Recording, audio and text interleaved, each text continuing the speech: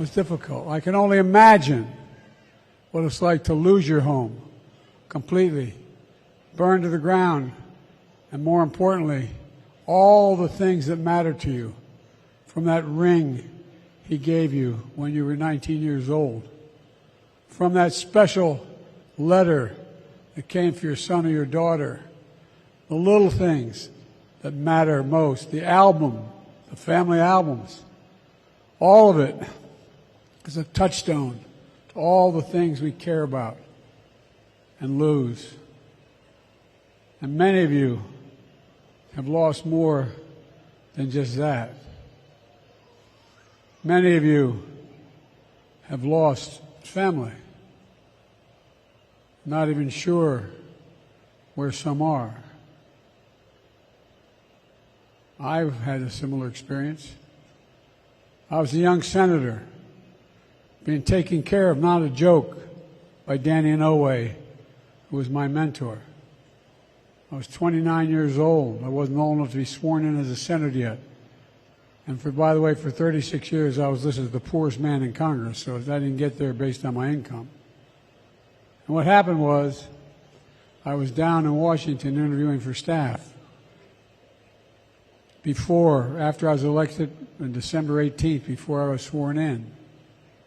And I got a phone call from my fire department saying I had to come home immediately. There had been an accident. A tractor trailer had broadsided my wife Christmas shopping with my 3 children. She was killed, my baby was killed, and my 2 boys were thought not to make it initially.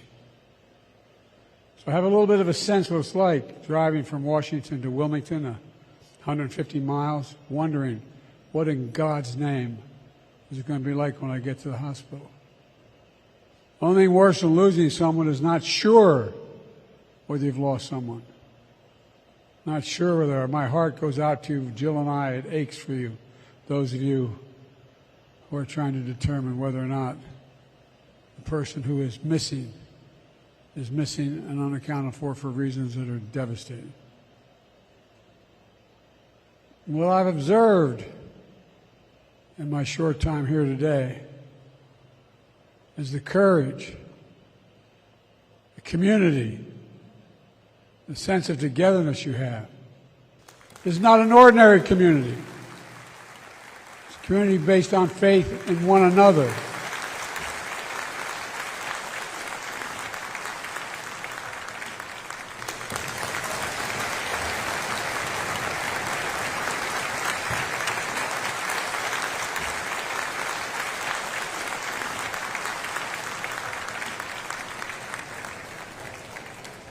Today is burned, but it's still standing.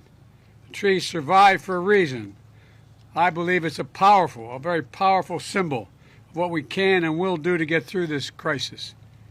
And for as long as it takes, we're going to be with you. The whole country will be with you. You know, we will be respectful of the sacred grounds and the traditions that rebuild the way the people of Maui want it built, not the way others want it built. We're going to rebuild the way the people of Maui want it built. But you know, it's going to be hard.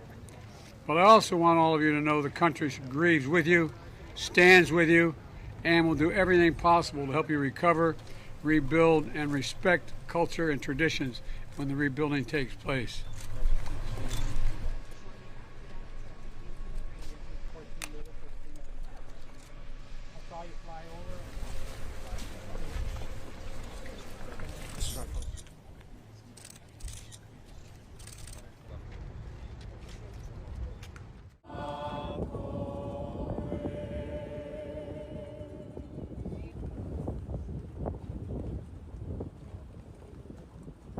It's heartbreaking. I mean, we lost our town.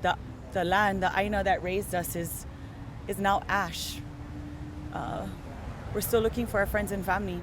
We need the government to focus on mental health, PTSD, getting people housing, funding, and helping the families get back on their feet, restoring their dignity, letting them bury their family members and their friends. You know, We haven't even had the first funeral yet, and they're already talking about rebuilding Lahaina. It was disgusting. Land speculators calling families at a time of grieving it outraged a lot of us. And like I said, mental health is an issue. These type of things are triggering people. I just would encourage the president to come meet us, especially the multi-generational families that come from Lahaina, have a conversation and see us, see the pain, see the grief, feel it, embrace it. I saw you fly over.